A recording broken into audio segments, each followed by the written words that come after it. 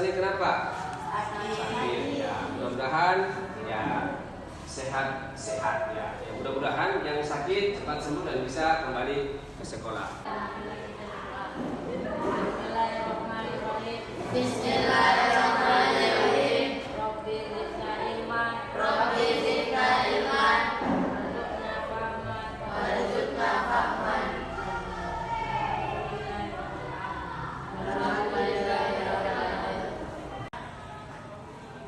Baik, tujuan pembelajaran kita pada hari ini adalah menunjukkan keimanan terhadap sifat Rahman dan sifat Rahimnya Allah Subhanahu wa Ta'ala bagi manusia dan ekosistem lainnya. Kemudian tujuan yang berikutnya adalah untuk membedakan bagaimana membersihkan diri dan bagaimana bersuci. Jadi perbedaan antara bersuci dan membersihkan diri. Jadi ada perbedaannya, ya. Jadi bersuci dan membersihkan diri itu beda. Ya, kalau bersuci berarti ada tata caranya. Sedangkan membersihkan diri cukup dengan cara membasuh bagian tubuh.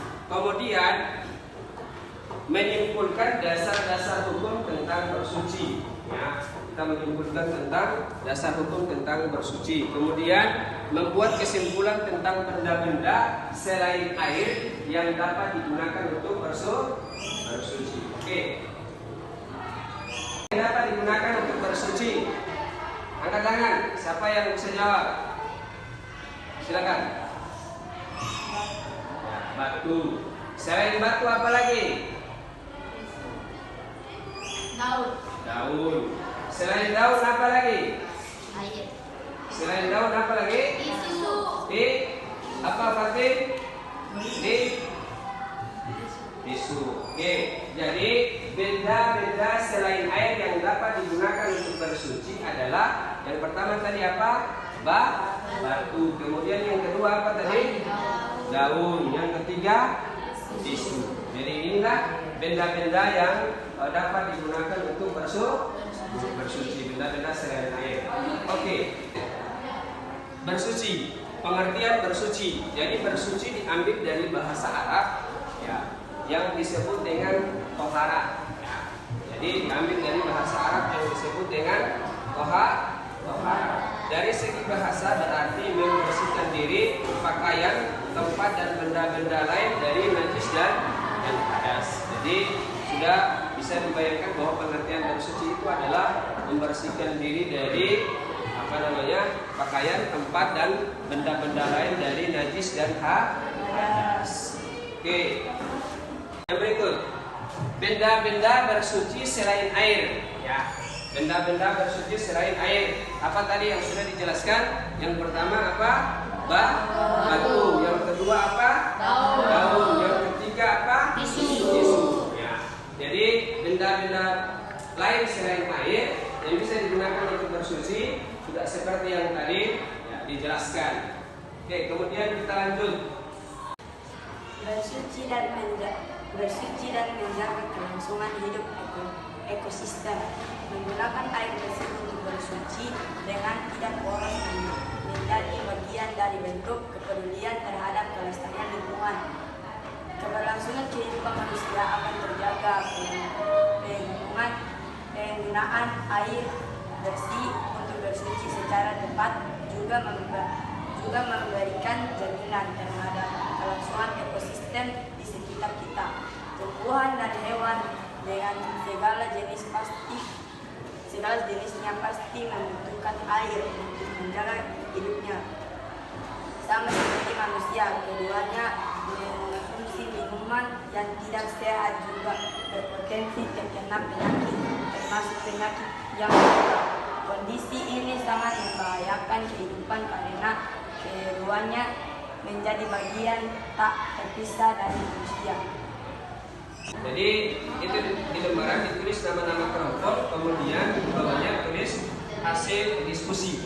Itu judulnya apa? Tentang kedudukan air dalam bersuci.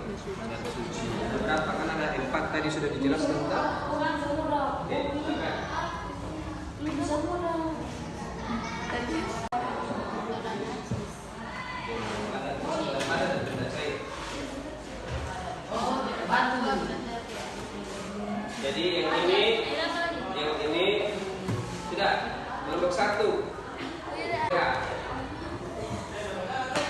dari kelompok 1 ingin menyampaikan hasil diskusi yang berjudul alat-alat bersuci.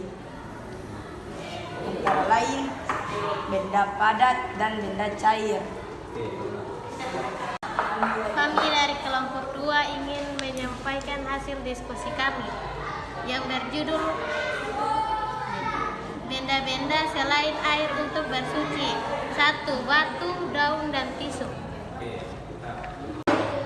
Assalamualaikum, kami dari kelompok 4 kami dari kelompok 3 ingin menyampaikan hasil diskusi kami yang berjudul kedudukan air dalam bersuci, yaitu air mustamal, mutanajis, mutlak, dan musyamas. Terima kasih. Oke, berdasarkan hasil diskusi kelompok 1, kelompok 2, dan kelompok 3, kita sudah temukan jawabannya.